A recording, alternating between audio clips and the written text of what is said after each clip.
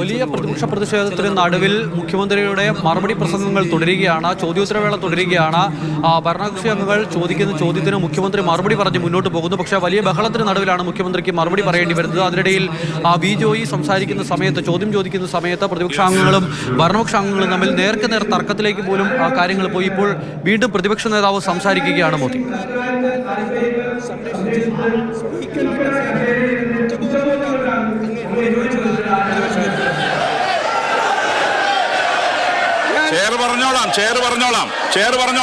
I register my strong protest. There is an impropriety in your question. There is an impropriety. സ്പീക്കറുടെ കസേരയിൽ ഇരുന്നുകൊണ്ട് അങ്ങ് പ്രതിപക്ഷ നേതാവ് ആരാണ് എന്ന് ചോദിച്ചത് അങ്ങയുടെ പക്വതയില്ലായ്മയാണ് തെളിയിക്കുന്നത് എന്ന് പറയേണ്ടി വന്നതിൽ എനിക്ക് ദുഃഖമുണ്ട്. ഇവിടെ ഞങ്ങൾ അങ്ങ് ഒരിക്കലും ചോദിക്കാൻ പാടില്ലാത്ത ഒരു സ്പീക്കറും ആ കസേരയിൽ ഇരുന്ന് ചോദിക്കാത്ത ചോദ്യമാണ് ചോദിച്ചത്. സ്പീക്കർ പദവിക്ക് അപമാനകരമായ ചോദ്യമാണ് അങ്ങ് ഉന്നയിച്ചത്. ഇവിടെ അങ്ങ് കൂട്ടുകയാണ്.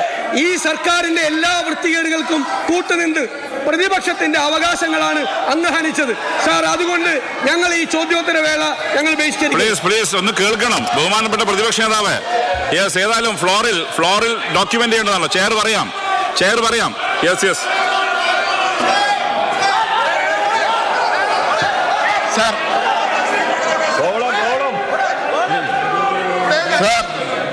ചെയറിനെതിരായി ബഹുമാനപ്പെട്ട പ്രതിപക്ഷ നേതാവ് തുടർച്ചയായി അധിക്ഷേപങ്ങൾ നടത്തിക്കൊണ്ടിരിക്കുകയാണ്.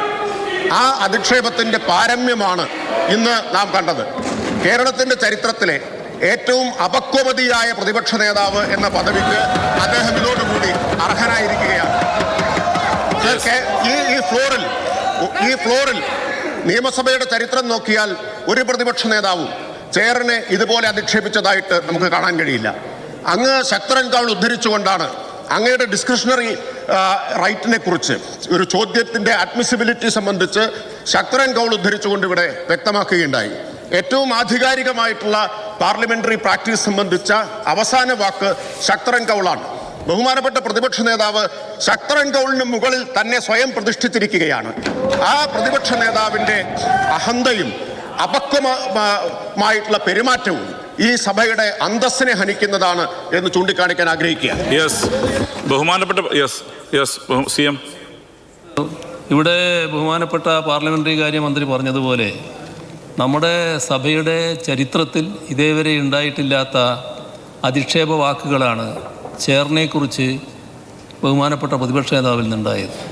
സർ, നമ്മൾ ഈ ബഹുമാനപ്പെട്ട എന്ന് മുന്നിൽ ചേർക്കുന്നത് നമ്മുടെ ഒരു പാർലമെൻ്ററി നടപടിക്രമത്തിൻ്റെ ഭാഗമായിട്ടാണ്. അത് ആ പരസ്പര ബഹുമാനം നമ്മൾ നിലനിർത്തി പോകുക എന്നുള്ളതാണ്. പക്ഷേ ഇവിടെ ബഹുമാനപ്പെട്ട പാർലമെൻ്ററി കാര്യമന്ത്രി പറഞ്ഞതുപോലെ നിലവാരമില്ലാത്ത ഒരു പ്രതിപക്ഷ നേതാവാണ് താൻ എന്ന് അദ്ദേഹം പല ഘട്ടങ്ങളിലുള്ള നടപടികളിലൂടെ ഇവിടെ തെളിയിച്ചിട്ടുണ്ട്. സർ, അതിൻ്റെ പാരമ്യത, അതിൻ്റെ മൂർധന്യ ദശയാണ് ഇന്ന് കണ്ടത്.